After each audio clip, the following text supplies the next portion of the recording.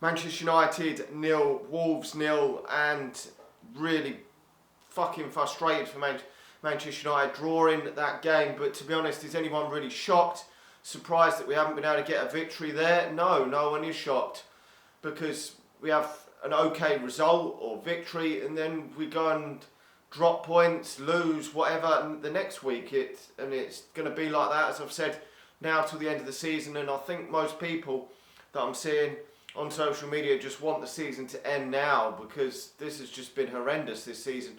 We're miles adrift, we're not even in a Europa League spot now.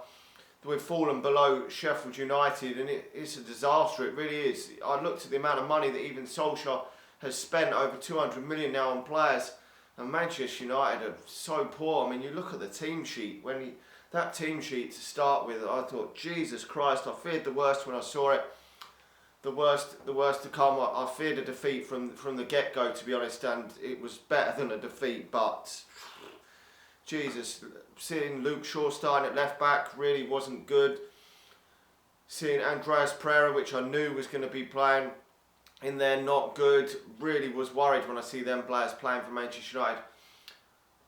Obviously, we knew that was going to be the case with obviously Andreas Pereira starting, because I knew that after the last game, I don't know if he got badly knocked or what, Mason Greenwood, but he hasn't probably been his best the last few games when he's played for Manchester United. Hasn't made that impact anyway in scoring goals, and unless he's scoring regularly, he's not going to be starting him very regularly. I can just tell. For some reason, he seems to love Andreas Pereira. Andreas Pereira could have another 10 of these horseshit games, because that just is Andreas Pereira. He'll have one good game out of 15 games, but yeah, he will keep his position in the team. It's just the way it is. But when you look at that forward line, there is no fear from Wolves.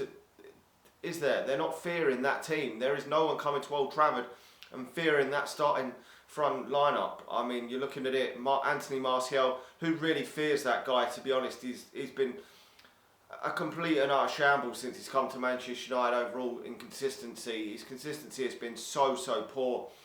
And to be honest, he should never be starting for Manchester United. He should be a squad player. At any of the other the likes of Man City, he would be the squad man.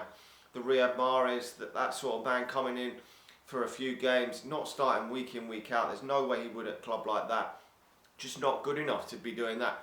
And we're literally putting our sole hopes on Anthony Martial, who's just not going to ever be. It doesn't seem like he's ever going to be that guy that's going to even score 15 league goals a season. Just isn't going to be that man. And we're literally solely reliant on this guy doing that. You're looking at the other attacking options. You've got Mata, James, obviously Pereira and Bruno Fernandes. They would be the sort of more attacking options that you've got in that forward line. And do any of them really put fear into the opposition? I mean, Mata's had a few good games here and there, but shouldn't be being relied on every single week at his age. I mean, Dan James is just a squad man. He is what he is, a squad man. At any other club, he would be squad man. At Manchester United, he's first team every single week practically, which the guy did exceed expectations at the start of the season, but in recent months has been, in my opinion, absolutely horseshit. And you're trying to rely on players like that to score you goals, to assist goals, and for Bruno Fernandes, a fine debut, but you can't be solely reliant on a new signing to try and get you out the shit. Really, in his first start for Manchester United, come to the Premier League, has never played here, plays in a much easier league. He will improve Manchester United, but he's only going to improve Manchester United so much. And without Pogba and Rashford, and probably even McTominay in there as well, Manchester United are just not good enough. We're really not. And it just shows how poor we are without Marcus Rashford in the team. It really does. But it really does worry me that he left it till, what was it, about 70 minutes before he made that change, before he brought Pereira off. I mean, time and time again, that geezer Pereira has been absolutely fucking horseshit, and yet stayed on the pitch till the 70th minute. And it's not just a bad game from Andreas Pereira. This is Andreas Pereira, just not good enough for Manchester United. Just not Premier League level standard for me at the top of the tree. He would be a player that would probably be getting game time at a relegation fighting club. Your Aston Villas, your Watfords, them sort of team. And even them, they've got the likes of Grealish at Aston Villa, who are levels that are better than Andreas Pereira, absolutely levels. And it's just worrying. It is worrying. I mean, Wolves are a decent outfit, to be honest, and it's never going to be easy playing Wolves. We've struggled to beat Wolves in recent times, but still, Manchester United, with the amount of money we've got, we should be odds-on favourite to beat Wolves at Old Trafford. It's just not good enough. It really isn't, and the season cannot end quick enough. But I just don't see where this is going to change, because, I mean, the sort of players that Manchester United need to turn this around, the likes of Haaland, Sancho, players like that. I mean, Manchester United should have been at the forefront to sign both of them players, and they should both be starting.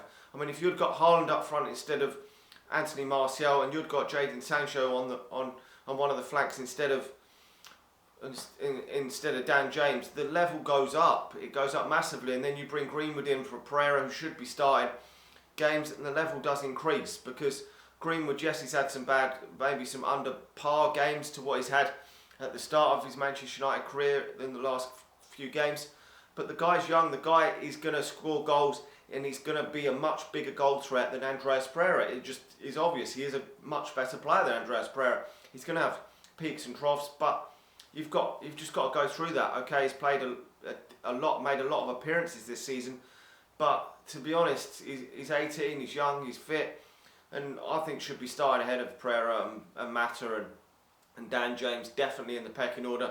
And even Anthony Martial hasn't done nothing in recent games to suggest that he should be starting ahead of Greenwood, that much further ahead of him in the pecking order. Really, I mean, it's a bit of a toss-up between them two, who for me would start at the centre forward at this moment in time. And really, Martial should be that experienced man. I mean, we've seen him go missing so much lately, which is just really worrying for Manchester United. It really is. I mean, I haven't really touched on the back, but Brandon Williams I would have thought would have started this game ahead of Luke Shaw, because Luke Shaw just isn't good enough going forward for Manchester United, and that is really costing Manchester United dearly in their attacks. You're looking at Trent Alexander-Arnold for Liverpool's been fantastic going forward, but we're not seeing that from Wan-Bissaka or Luke Shaw on either side really for Manchester United, which is a bit worrying. But I'm just not a massive fan of Luke Shaw anymore, and I don't think he's helping Manchester United at all. But Ollie makes the decisions, and I don't always agree with them. But let me know your thoughts in the comment section below. A very disappointing draw for Manchester United, but at the end of the day, do I even give a shit now? Because we're not going to get anywhere in this league, are we? We're not getting the Champions League spot. We know that.